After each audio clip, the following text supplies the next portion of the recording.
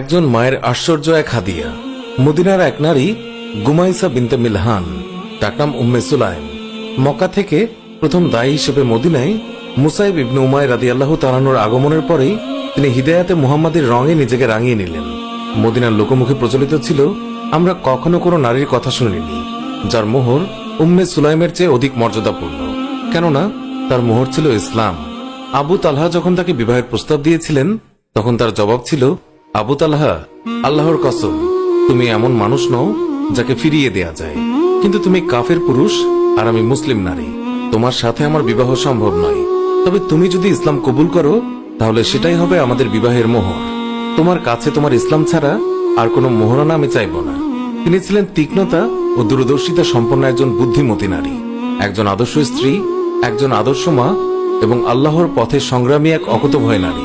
উহুদ যুদ্ধে তিনি আর আয়েশা রাদিয়াল্লাহু তাআলা আনহা পানির মশক পিঠে নিয়ে সারা ময়দান ছুটে বেরিয়েছেন। শরীক হয়েছেন হুনাইনের যুদ্ধেও, যোদ্ধার মতো খঞ্জর হাতে নিয়ে ঘুরেছেন। নবীজি সাল্লাল্লাহু আলাইহি ওয়াসাল্লাম জিজ্ঞাসা করেছেন, এটা কি উম্মে সুলাইম? একটি খঞ্জর, এটা নিয়ে এসেছি কারণ কোনো মুশরিক যদি আমার কাছাকাছি এসে পড়ে তাহলে এটা দিয়ে তার পেট ফেরে ফেলব।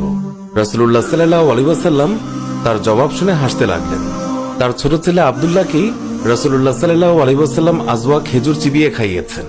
শিশু আব্দুল্লাহ তা চুষতে থাকলে নবীজি বলেন, দেখো দেখো, আনসাররা খেজুর খেতে কত ভালোবাসে, এমনকি ছোট শিশুও তা পছন্দ করে। উম্মে সুলাইমের বাড়িতেই রাসূলুল্লাহ সাল্লাল্লাহু আলাইহি ওয়াসাল্লাম তার ৮০ জন সাহাবীর সেই অলৌকিক মেহমানদারির ঘটনা ঘটে।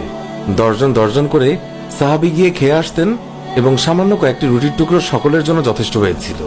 আনাস ইবনু মালিক রাদিয়াল্লাহু তাআলা থেকে বর্ণিত, তিনি বলেন, আবু তালহা রাদিয়াল্লাহু তাআলা আনহু উম্মে সুলাইমকে বললেন, আমি রাসূলুল্লাহ সাল্লাল্লাহু আলাইহি ওয়াসাল্লামের দুর্বল কণ্ঠস্বর শুনে বুঝতে পারলাম তিনি ক্ষুধার্ত।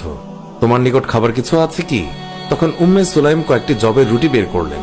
তারপর তার ওড়না থেকে বের করে এর একাংশ দ্বারা রুটিগুলো পেঁচিয়ে আমার কাপড়ের মধ্যে গুজে দিলেন এবং অন্য অংশ আমার গায়ে জড়িয়ে দিয়ে আমাকে রাসূলুল্লাহ সাল্লাল্লাহু আলাইহি ওয়াসাল্লামের নিকট পাঠালেন।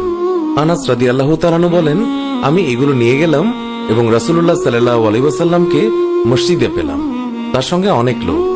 আমি তাদের কাছে গিয়ে দাঁড়ালাম। রাসূলুল্লাহ সাল্লাল্লাহু আলাইহি ওয়াসাল্লাম আমাকে জিজ্ঞাসা করলেন, আবু তালহা তোমাকে পাঠিয়েছে? আমি বললাম, হ্যাঁ। তখন তিনি বললেন, খাবারের জন্য? আমি বললাম, হ্যাঁ। তারপর মহানবী সাল্লাল্লাহু আলাইহি ওয়াসাল্লাম তার সাথীদেরকে বললেন, ওঠো।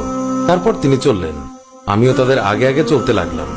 অবশেষে আবু তালহার কাছে এসে পৌঁছালাম।